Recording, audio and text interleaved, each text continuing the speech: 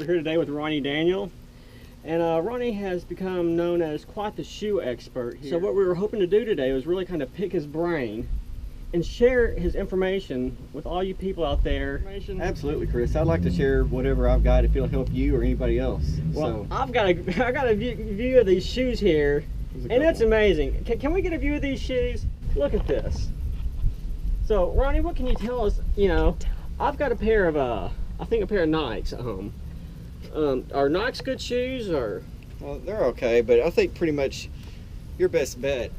Okay, well, let's start here at the beginning. I think your best. They're very firm. They're not very flexible at all. They're rather uncomfortable. Are they hurtful? They're very hurtful, which is why I really don't use them very much. Well, I've never heard of this. What is this? iNob 8. These, oh my God! Look at them. Look how fat. I mean. These are for people that are vertically challenged. Oh, okay. But mainly just so that you look taller when you're on trail. Yes, I could use some of that. So, Skechers. These are my favorite. I've heard a lot about Skechers. I see them on TV. Are they made by Keds or? That's the Brooks Cascadia. When was the last time you wore them? The other day I mowed the yard in them. If anything made by Hoka is going to be an excellent choice for a running shoe.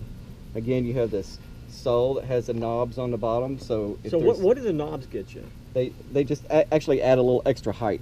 So how many miles would you get out of a Hoka? Probably anywhere between 15 to 30 miles. 15, and then the shoe's done? Pretty much. So they didn't fit right? No, they hurt pretty much everywhere. The top of your foot hurt, and the sides of your foot hurt, and the bottom of it hurt. Also the toes. The toes. And I had a little heel pain too back here in the back. So this is for trails and for rocks. So trail rock shoe. Could you run in the grass in these? Absolutely not. No, no good. So are these for like dancing? Altra is a new company that doesn't really produce very many shoes. I don't think anybody knows about them. It has the shape of a foot. As you can see, here's where your big toe and your little toe. So then there's where the grip, because these actually come down like toes. And they kind of grab. They grab into the soil. I think I had a girlfriend that had some of these.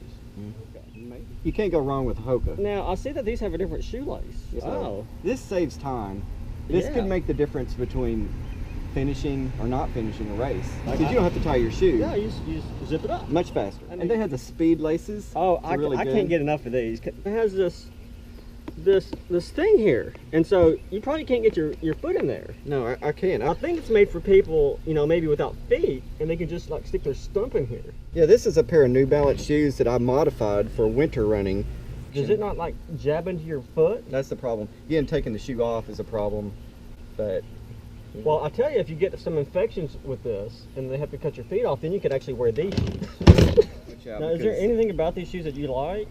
The part about these shoes where the shoestrings go into this part of the tongue. I don't know if you can see that. What does that do for you? This prevents the tongue from sliding all the way down around, bunching up around your toes. When you go shoe shopping at the shoe store, what are some of the features you look for? Mainly there's a few features you really need to pay attention to.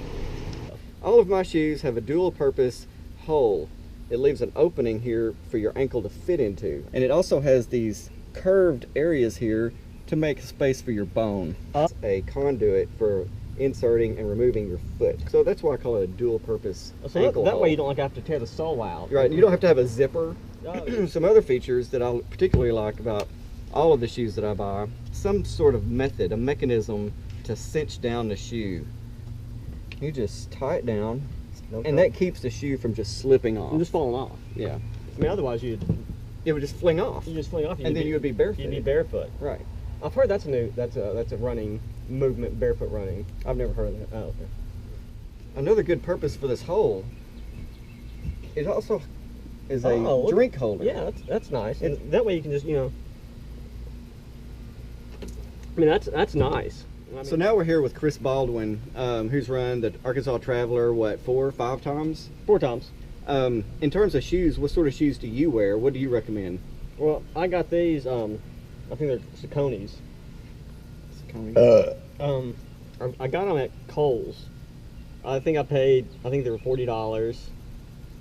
And I run, you know, I just kind of run wherever. You know, I run up and down the street, and I run on the trails. So this is the only pair of shoes you use? Yeah, right now this is the only pair of shoes I use. What do you do for trail? I'll wear these. Well, but then what do you do for road? I'll put these bad boys on. But wait a minute, trail and road? And yeah. I mean, I don't really like the color of them, but my wife says I'm not allowed to buy another pair of shoes until you know, probably December or so. So these will probably do me, you know, for a few more months or so. Until then, I think I can probably just borrow some of these. 5, 4, 3, 2, 1. Was never concerned me. The secret of my success